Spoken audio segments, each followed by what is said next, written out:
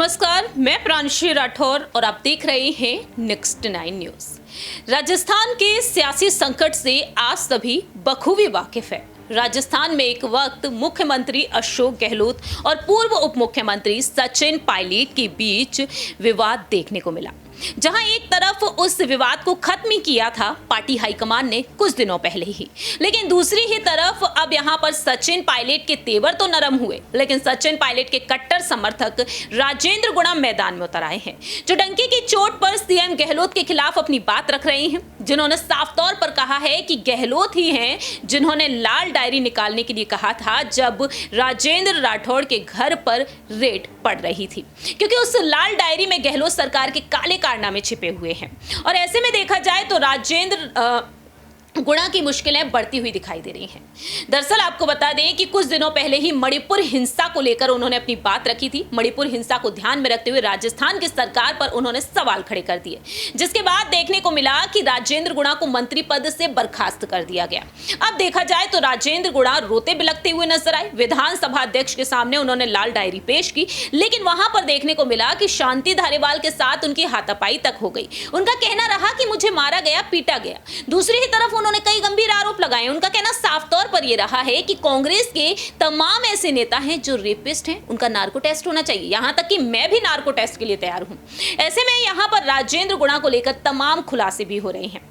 हमारे इस खास प्रोग्राम के जरिए आपको बताएंगे कि राजेंद्र गुणा जो इस वक्त चर्चा का विषय बने हुए हैं और उनको लेकर अब तक तमाम राज भी खुल चुके हैं। तो इस खास प्रोग्राम के जरिए आपको जानकारी देंगे कि आखिरकार वह कितने करोड़ों की संपत्ति के मालिक है। लेकिन इससे पहले आपको सुनाने जा रहे हैं कि राजेंद्र गुणा ने क्या कुछ कहा। डायरी उन्होंने मेरे से क्यों छीन ली? वो डायरी छीनना नैतिक था क्या? इसमें क्या है वो बता दीजिए। वो मैं बता दूंगा। अभी टाइम बहुत बड़ा, जनता में जाऊंगा, कौन कौन से नाम पास आऊंगा। कौन कौन से नाम है इसमें? एक तो नाम आप बताना चाहेंगे? एक तो नाम बताना अरे चाहिए। अशोक जी गहलोत के थ्रू है। अशोक जी गहलोत है और कौन? फाइनेंस वो है, होम वो है, सीएम वो है, सारा सिस्टम उनके पास है। बाकी क्या है? बाकी तो ये सारे लिखी किसने थी? धर्मेंद्र जी राठौड़ ने लिखी है, पता है सबको। 9वीं मंजिल पे मुझे बल्ली का बकरा जाके बोले गुड्डा तू ये डायरी नहीं लाएगा तो ये कर देंगे, वो कर देंगे, ये हो जाएगा। मैं बताना चाह रहा हूँ, मैं राजस्थान की उसकी असमत के साथ सौदा करने के लिए नहीं भेजा। मैं मीडिया के द्वारा मांग करता हूँ कि कांग्रेस के मंत्रियों का डीएनए कराओ, राजेंद्र गुड्डा का डीएनए टेस्ट करा लो, नार्को टेस्ट करवा लो। नार्को टेस्ट में पता चल जाएगा तो दुष्कर्म करने वाले लोगों में इनमें कोई फर्क नहीं है। इनके पास सत्ता है, इसलिए वो दुष्कर्म कर जाते हैं, दूसरे लोग पकड़े जाते हैं। राजेंद्र गुड्डा का भी नार्को टेस्ट कराओ। राजेंद्र जी, अब हमने देखा आपको अंदर जो सुरक्षा कर्मी है वो जाने नहीं दे रहे विधानसभा के भीतर, तो अब आप जा नहीं पाएंगे। अब आपका क्या अगला कदम है? देखिए, इसमें मैं लड़ाई लड़ूंगा। कोई फर्क नहीं है, इनके पास सत्ता है, इसलिए वो दुष्कर्म कर जाते हैं, दूसरे लोग पकड़े जाते हैं। राजेंद्र गुड्डा का भी नार्को टेस्ट कराओ। राजेंद्र जी, अब हमने देखा आपको अंदर जो सुरक्षा कर्मी है वो जाने नहीं दे रहे नहीं जाने दे रहे, तो अब आप जा नहीं पाएंगे। अब आपका क्या अगला कदम है? देखिए, इसमें मैं लड़ाई लड़ूंगा, पब्लिक में जाऊंगा, आपके पास आऊंगा, तो हो सके जहाँ जा ये लड़ाई। मुझे कहा गया कि तू माफी मांग ले।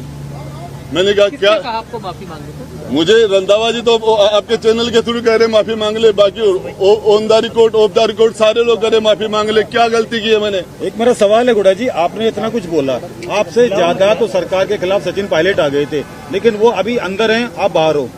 देखिए, मैं उससे कुछ नहीं बोलना चाहता। राजेंद्र गुड्डा अपनी लड़ाई खुद लड़ेगा और इस लड़ाई के अंदर मैं आपको मीडिया को विश्वास दिलाना चाहता हूँ कि किसी भी कीमत में बैक नहीं होऊंगा। चाहे जेल में डाल दे, चाहे गोली मरवा दे, चाहे हत्या करवा दे, जब तक मेरा दिल धड़केगा, जब तक इस बदन में सांस रहेगा, तब तक राजस्थान की बहन बेटियों के लिए एक भाई के रूप में, एक गार्जियन के रूप में उनके लिए बोलता रहूंगा, लड़ता रहूंगा। दो बात है, एक तो जो 5 विधायक है, जोगेंद्र रवाना, वाजिब अली, दीपचंद खेरिया, लाखन मीणा, ये आपके साथ के थे। मुझे पता ही नहीं चला। मुझे तो 20, 30, 40 लोगों ने दाब लिया, 5 का 15 का पता ही नहीं था। मुझे तो नजर ही नहीं आया। मेरे तो ऊपर बैठ गए, कोई मेरे पर जूते मार रहा था, कोई मुझे गुस्से मार रहा था। मुझे दबा लिया था। और विधानसभा का मोबाइल है वो तो यूट्यूब वो भी बंद कर दिया गया था। जिस टाइम वो मेरे साथ मारपीट कर रहे थे। मंत्रियों ने आपके लात घोंसे मारे, कौन से मंत्री थे जिन्होंने लात मारी? कौन से मंत्री? धारीवाल ने लात मारा मुझे। अच्छा, वो तो मैं बुजुर्ग हैं आपसे, तो आपसे अरे लात मारने में बुजुर्ग नहीं मार सकता क्या लात? नहीं, नीचे पटक लिया था क्या आप? नीचे जमीन पर पटक लिया था। अच्छा, ये भगवान सिंह बाबा कह रहे हैं अब आपको बीएसपी से टिकट नहीं देंगे। मुझे मेरे पास बीएसपी को 2013 में 11 से वोट आए थे मेरे भाई। राजेंद्र गुड्डा किस फेस पर वोट पड़ते हैं? कहाँ है बीएसपी?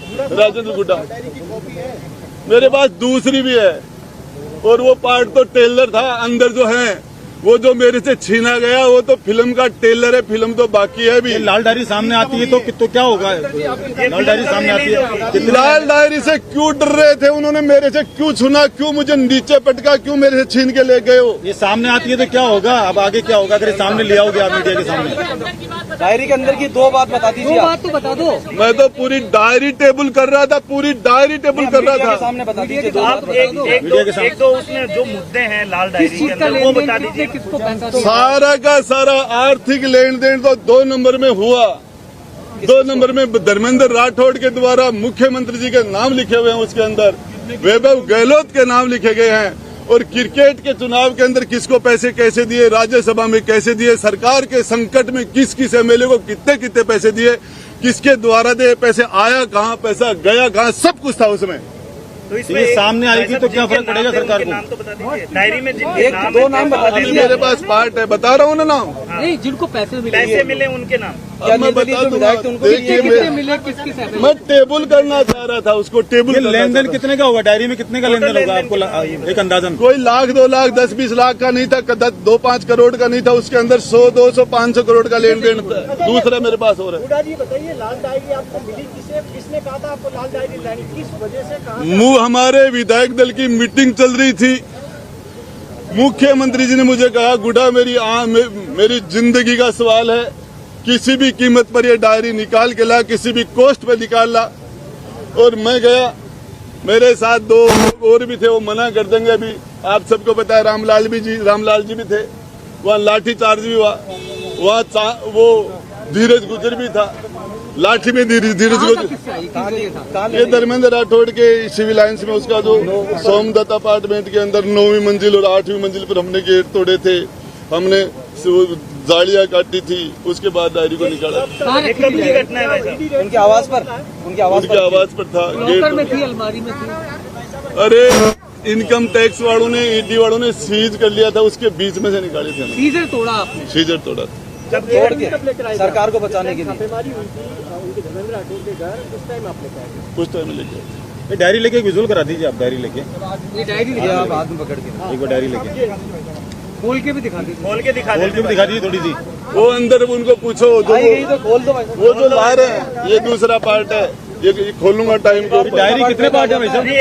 एक पार्ट आएंगे आप लोगों ने। सामान ये दूसरी जगह रखा है। राजेंद्र गुड्डा को किसी की मदद की जरूरत नहीं है। राजस्थान की जनता जो आदमी जेल जाने के लिए तैयार है, गोली खाने के लिए तैयार है, जिंदगी तक जब तक आखिरी दम तक राजस्थान की बहन बेटियों के लिए लड़ाई लड़ूंगा, बोलता रहूंगा। कल आपने कहा डायरी सामने आ जाएगी तो मुख्यमंत्री जेल जा सकते हैं। इसीलिए छीन लिया, इसीलिए पटका, इसीलिए मारा, सबसे पहले इसीलिए वो जेल पहुंचा देंगे। तो जेल में जब तक जिंदा रहूंगा तब तक लड़ूंगा, और जब मैं जिंदा नहीं रहूंगा तो उसके बारे में मैं क्या कह सकता हूँ। उसमें कांग्रेस के पूर्व युवा कांग्रेस के अध्यक्ष गहलोत जी प्रोटोकॉल तोड़ के वहाँ के एसपी से मिलने के लिए गए थे। कपड़ा मंत्री एक एसपी से मिल रहा था, फिर वो उस एसपी को बार बार सम्मानित करने पर 7 बार लगातार फील्ड की पोस्टिंगें दी गई थी। किस किस को बचाया, ये सारा इनका नार्को टेस्ट कराया जाए, मेरा मीडिया के थ्रू मांग है।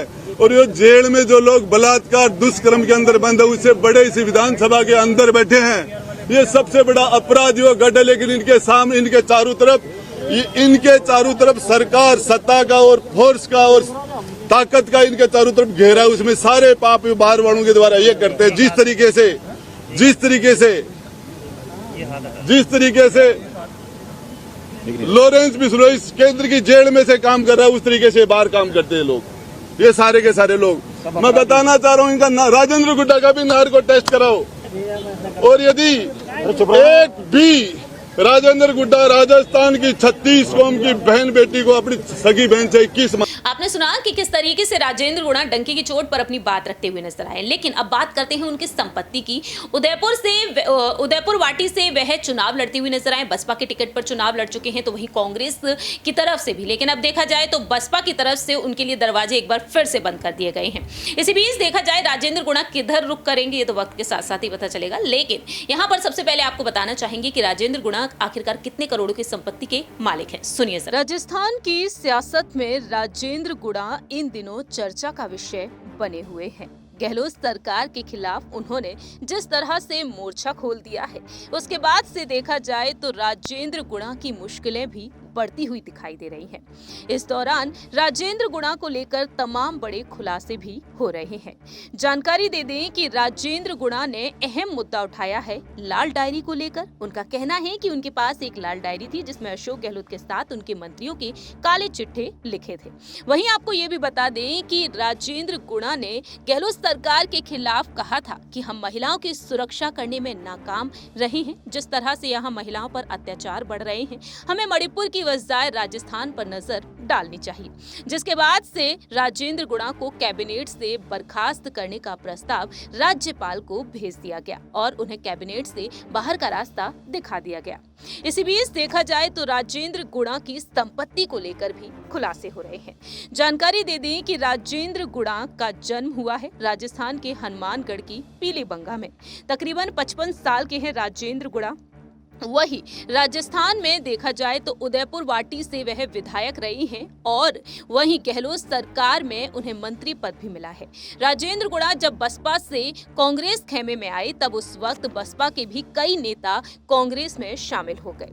राजेंद्र गुणा का वर्चस्व बढ़ता हुआ भी दिखाई दिया है कांग्रेस में, लेकिन आज देखा जाए तो राजेंद्र गुणा यहाँ पर तमाम बड़ी दिक्कतों का सामना कर रहे हैं। बात यहाँ पर की जाए उनकी संपत्ति के बारे में, आपको जानकारी दे दें कि राजेंद्र गुणा जो राजस्थान सरकार में सैनिक कल्याण, होमगार्ड और नागरिक सुरक्षा, पंचायती राज और ग्रामीण विकास मंत्री रह चुके हैं। उदयपुर वाटी से विधायक हैं। पहले बहुजन समाज पार्टी में हुआ करते थे, फिर कांग्रेस ज्वाइन की। इसके बाद गहलोत सरकार में पर्यटन राज्य मंत्री भी रहे हैं। वहीं राजेंद्र गुणा की पत्नी है निशा कंवर और उनके बेटे का नाम है शिवम गुणा। वहीं राजेंद्र गुणा ने अपनी पत्नी को लेकर भी कहा था कि उनकी पत्नी उन्हें नसीहत देती है कि गहलोत सरकार के खिलाफ वह फूंक फूंक कर कदम उठाएं, वरना उन्हें जेल भी हो सकती है। लेकिन यहाँ पर अगर बात की जाए राजेंद्र गुणा की संपत्ति के बारे में, राजेंद्र गुणा की संपत्ति को लेकर अब तक देखा जाए तो कुछ ही खुलासे हुए हैं जो यहाँ पर रिपोर्ट निकलकर सामने आई है। 2018 के मुताबिक, हलफनामे के मुताबिक सामने आया है तकरीबन 95 लाख रुपए की संपत्ति के वह मालिक बताए गए। लेकिन 2018-2019 के मुताबिक सालाना इनकी आय 4,52,000 रुपए बताई गई। इनके पास 50,000 रुपए की कीमत की खेती वाली जमीन बताई गई और इसके अलावा 65 लाख रुपए के एक आवासीय भवन भी इनके पास है। बैंक में 1,87,000 रुपए जमा है और 2,21,000 रुपए नकद हैं। वहीं 15 लाख रुपए की ज्वेलरी है और इसी के साथ एक 5,95,000 रुपए की कीमत की कार भी है। तो फिलहाल देखा जाए राजेंद्र गुणा को लेकर यही खुलासे हुए हैं और अब देखते हैं कि वक्त के साथ साथ राजेंद्र गुणा की ये मुश्किलें कम होती हैं या फिर नहीं। तो आपने देखा यहाँ पर राजेंद्र गुणा को लेकर अब तक जिस तरीके से राज खुल रहे हैं, अब देखते हैं कि आने वाले वक्त में राजेंद्र गुणा किस तरीके से यहाँ पर गहलोत सरकार को चुनौती दे पाने में यहाँ पर सफल होते हैं। आपको जानकारी दे दें कि राजेंद्र गुणा को लेकर कयासों का दौर जारी है कि वह बसपा की तरफ रुख कर सकते हैं। अगर बसपा से मौका नहीं मिलता है तो कहीं ना कहीं निर्दलीय चुनाव वह लड़ सकते हैं, या फिर यूं कहा जाए कहीं ना कहीं बीजेपी इस मौके का फायदा उठा सकती है। राजेंद्र गुणा को शायद कोई बड़ा प्रस्ताव मिल जाए बीजेपी की तरफ से। इस खास प्रोग्राम में इतना ही। बाकी की तमाम अपडेट्स के लिए आप देखते रहिए Next 9 न्यूज।